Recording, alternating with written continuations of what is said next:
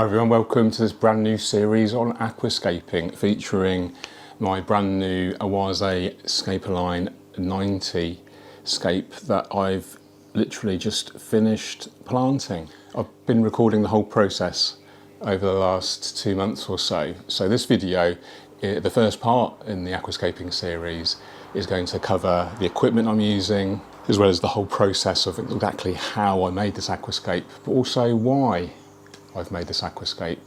It's going to feature very dominantly Awase products, Awase Aquarium, cabinet, LED lighting, filtration, substrate system, liquid fertilizers, etc. So thank you to Awase for their continued support of this channel. Very grateful. Really excited for this series. Every new episode will feature a new aquascaping topic, such as filtration, lighting, CO2, but we can also talk about anything we like. So feel free to drop some ideas in the comments. I'll always read them all. Thank you. 2 months ago, I think, 2 or 3 months ago, Awase kindly sent me this stunning aquarium. I've never actually owned a 90 centimetre rimless tank. A beautiful aquarium. The size is amazing. It's just big enough to be a really nice focal point without being too dominating or too much maintenance for water changes, etc. Beautiful focal point. You know, I've deliberately positioned it here with a lot of space around it, so your eye really gets drawn into it. You know, this is a topic for another time, but really consider your aquarium position when you're creating your living space. You know, where you're going to be sitting, where you're going to enjoy the aquarium from, and then you can aquascape accordingly. So, for instance, this is obviously a triangular aquascape, much better to be viewed from the left. And actually, if you look at it here, it's an aquascape within its own, a layout within its own right. It's another triangle going this way. So, you know, do really think about that when you're planning your aquascapes. But back to the aquarium, 90 centimetres by 45 by 45. I think it's 8mm low iron glass, very minimum silicone work, and it does have mitered 45-degree joints. So that's quite innovative.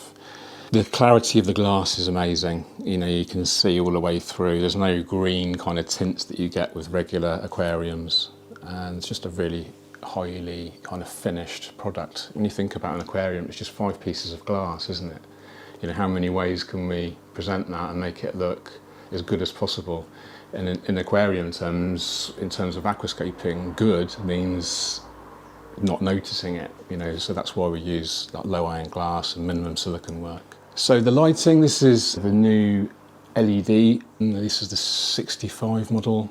And it now comes with a new app, which is very easy to use, very powerful, lots of adjustments. For instance, you can change the modules on each LED, so you can deliberately light up the left-hand side more than the right, or change the colours individually as well. So it's a very powerful app. I'm just using it on basic mode at the moment. Set the spectrum to a cool white, which is about 9,500 Kelvin. But yeah, you can tinker around with all the colours, the photo periods, very intuitive. It connects to Wi-Fi and relatively straightforward to set up. So yeah, it's a good light, as you can see.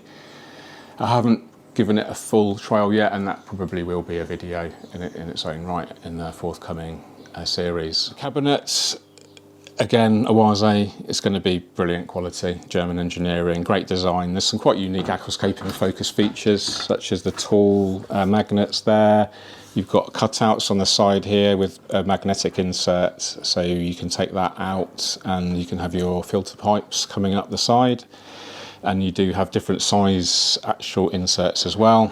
So there's the one big one, but you also have, I think it's in thirds, so you can customize to your needs.